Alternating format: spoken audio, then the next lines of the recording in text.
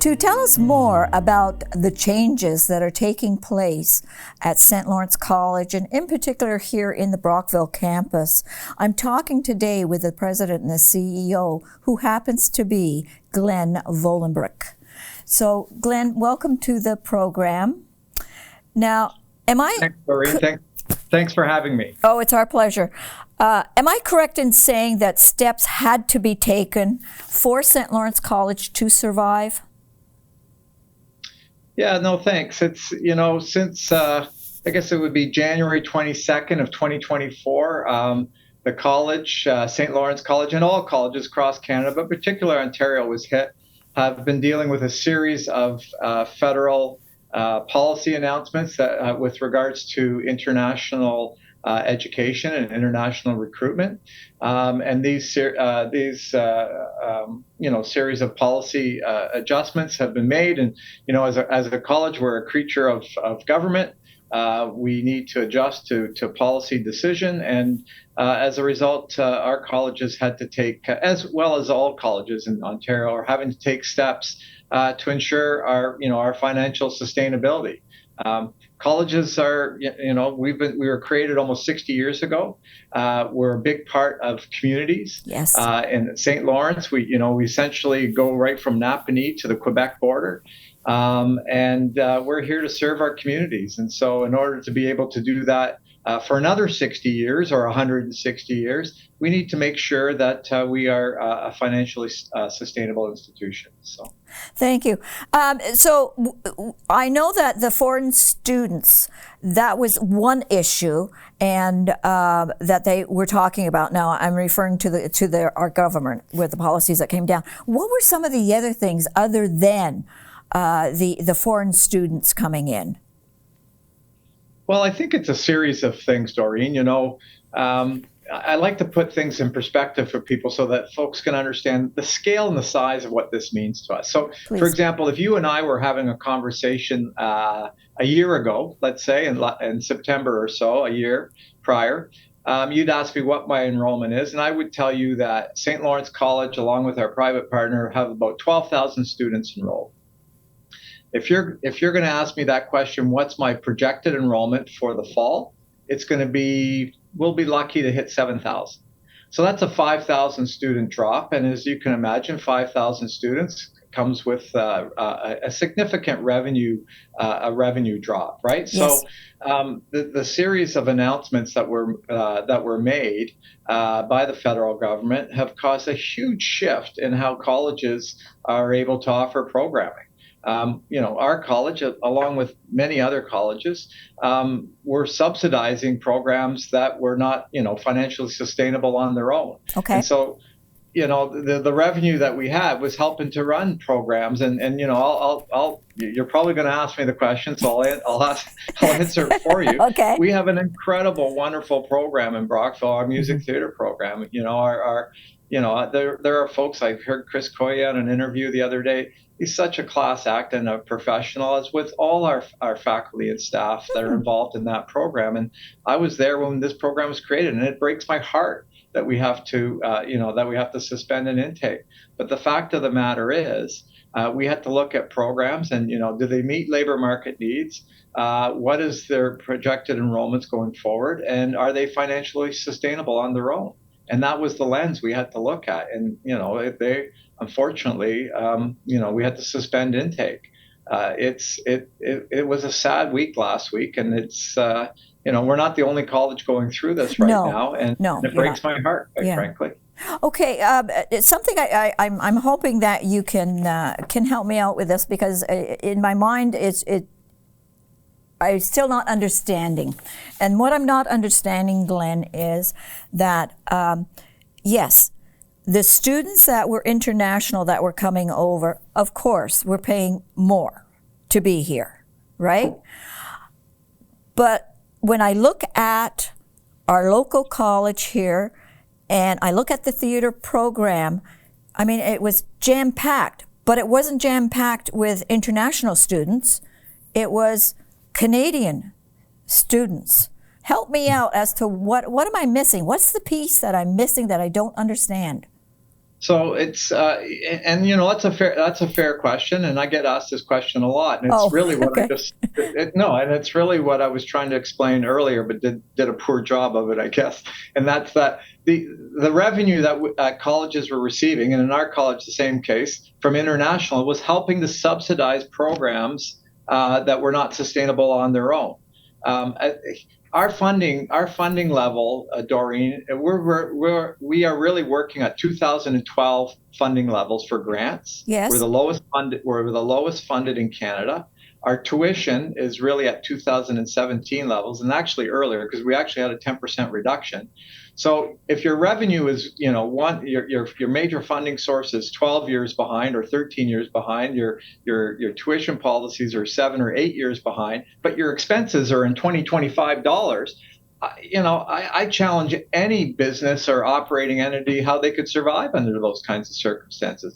We've made it work by recruiting students and having large scale operations that enabled us to have revenue to help support those types of programs. That's the missing piece that I didn't have, was the history. That what you're working at right now, as far as what was the revenue coming in from that program versus what was going out. So thank you. That was the missing piece. Well, to further add to it, in general, and finances can get complicated, but in general, we lose about $2,000 for every domestic student, and that's in a relatively inexpensive program to run. Other colleges that are running, let's say, aviation type programs, they'd be losing close to $20,000 a student.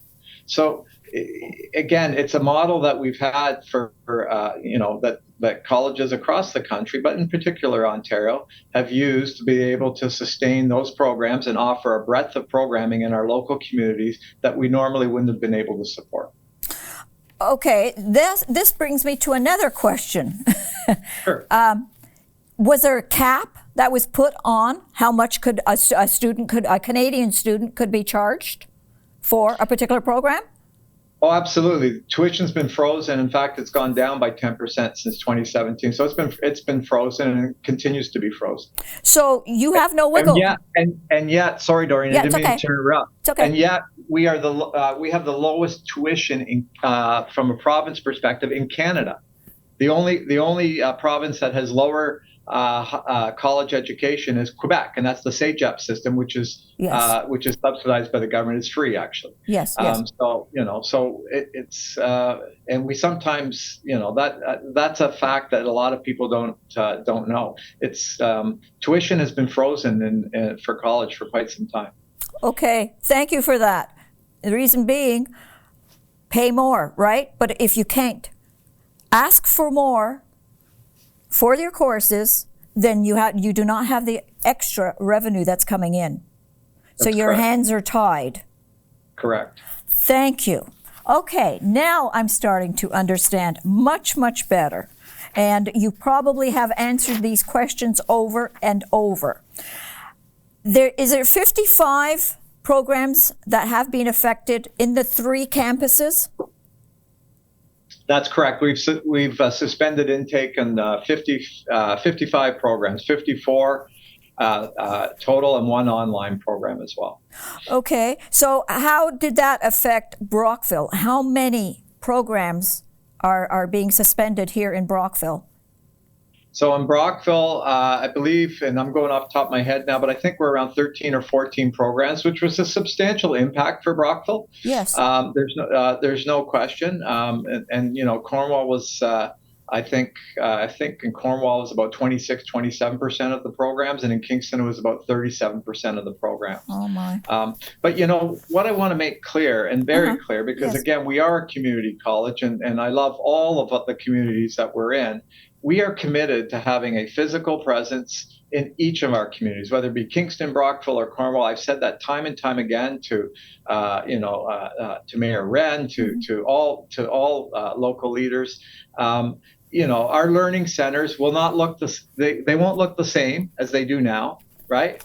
But they are going to be reimagined, and they are going to be a fantastic addition and asset for the community. They're going to be wonderful places for students to learn from an academic and from a career perspective. They're just going to be different. We have to reimagine how this works in the future. But I can assure you, St. Lawrence College will be physically present at each one of our communities, and we're going to be a force. But right now we're going through some pain, and it's necessary that we get down to like this, so that we can start reimagining our college and continuing to move forward to serve our communities as we have for the past 60 years. This might be an unfair question. You might not be able to answer, but do you know what the programs that will exist in Brockville? Yes, I do. I do. And again, going off the top of my head, I know our firefighter program will be there. And let me just see if I've got a list here somewhere. Firefighter, our nursing. We have a center of excellence in terms of healthcare in Brockville. Personal support worker, our pre-health advanced diplomas, addictions and mental health grad certs. Yes.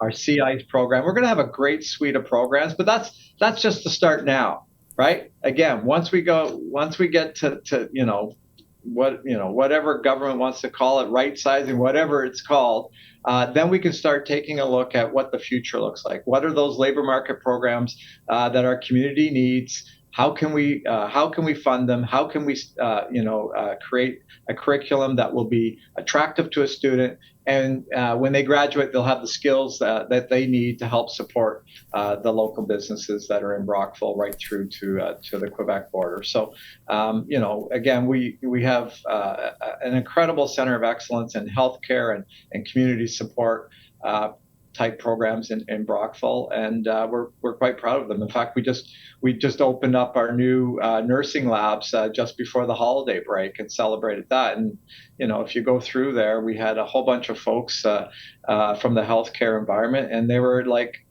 incredibly impressed with the emergency room type labs that we have there. They're fantastic. So we'll continue to work with our healthcare colleagues at BGH and the surrounding area to be able to help meet their labor market needs.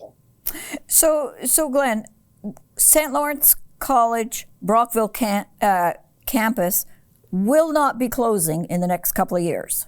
Absolutely not. Perfect. Can we talk a little bit more about the musical theater program? Reason being, I know, and you've already explained and have indicated to us that it was a program that you liked. You thought it was a great program, but I'm so confused, and I understand that, yes, the government funds some of this, but is there any way that musical theater program or something similar to it could be brought back? Is there a possibility? So, and this is where I'm an optimist by nature. People that know me, so the optimist wants to say yes, absolutely, but the realist right now is saying that these programs, the intake has been suspended indefinitely. If the environment changes, the circumstances change, the funding models change, the labor market changes, then absolutely, we are here to support the community, and we will be providing programs that are needed. Okay, but I don't want to give false hope and saying, in a year these programs would come, because I just don't want to. I don't want to do that. It's not respectful for folks involved. And respectful. I appreciate that, Glenn. I really do. Yeah. I'm just wondering, is there anything in the community that the community can do? Reason being, these students that took this program or programs, I mean, they really became part of our community. They were like our kids. Absolutely. After 3 years in a program, you really get to know them. And so that's why we're wondering whether or not there is a possibility that, is there something that we can do as a community? Is there something that we can do as far as lobbying our government? Like, what can we do? So first of all, I do want to make clear that we're suspending intake. So programs will continue to run Yes. through to their completion. So any student that's registered in music theater, for example, that's the one we're using. Yes. That program will continue to its fruition, as all programs will. So that it need to be clear. Mm-hmm. In terms of, we've always had fantastic community support, whether it be from government levels or from private business or from community leaders.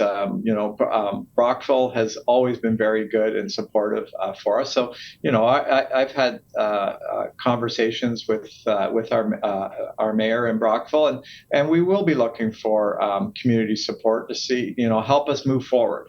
In terms of the types of programmings that we're going to offer and what we can do to make sure we're serving the Brockville and local communities. So, there will be that will be happening for sure.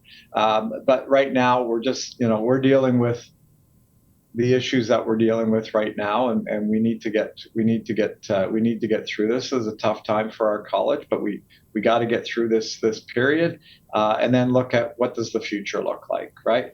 And I've said that I think I've been interviewed an awful lot on this, and I've said, Yes. I got into this not to talk about profit and loss and balance sheets, and so I got into this to be I'm a college grad, first of all. That's where I got my start, and that's why I got involved in this. And like, for me, it's about the student experience. It's about serving our communities. It's about providing skills and watching students come in with, very little confidence sometimes, and watching them mature and grow and coming out and being, first in class in their respective fields. That's what I want to talk about. I want to look about building programs, new innovative ideas. I don't want to be talking about closing programs. It's not fun, and it's not a great part of where we're at. But I do recognize, as the leader of this institution, I need to make sure that St. Lawrence College is not here for another year or two, but it's here for another 160 years. And to do that, we have to do this so that we can move forward. I'm committed as well as my colleagues to making sure that happens. I went to it's a large college now, but it was a small college back in its day, Georgian College in Barrie, and incredibly fond memories. And I owe everything to my local college. They got me started in my career. So I know what this is about, and I do speak from experience on it. Thank you. Personal experience. Okay, Glenn, just two quick questions. One, the fine arts, will that remain in Brockville, or is that one that's going to be suspended as well? And the visual and creative fine arts is the intake is suspended as well. Okay, just wanted to make sure. And the second question and final question, is there anything else that you would like to tell our viewers here in Brockville? Well, first of all, thank you for the opportunity. First of all, I want to say we have incredible people at the college. Where you're only as strong as the folks that work there, and our faculty, second to none. Our support staff, our management team. We're a smaller type college, even with the 3 campuses and everything, and we're always known for our culture and our values. And my heart goes out to everybody at the college. It really does. This is tough. It's tough for everybody right now. Not knowing what's going on, what's the future like. And I just want to say how proud I am of all our folks, because in the end of all of this going on, they're still looking after our number one concern, and that is our student. Yes. Right. And they all are, every single one. So I just wanted to share that message and share the message with the folks in Brockville that we're going to be here for an awful long time, and we're going to come out of this stronger. It's going to be painful right now, but we will come out of this stronger. We've got a lot of work to do in Brockville and our local area, and we will get there. And I've always been fortunate to have and feel the incredible community support, and I'm looking forward to working with the community to help reimagine what our Brockville Learning Centers could look like. I want to thank you very much for taking the time to talk to us and to answer the questions. We really do appreciate it. And thank you for sitting down with me today and talking. Great. Thanks for giving me the opportunity. Oh, Take hey. care. Okay, you too. And for the viewers, don't go away. We still have more.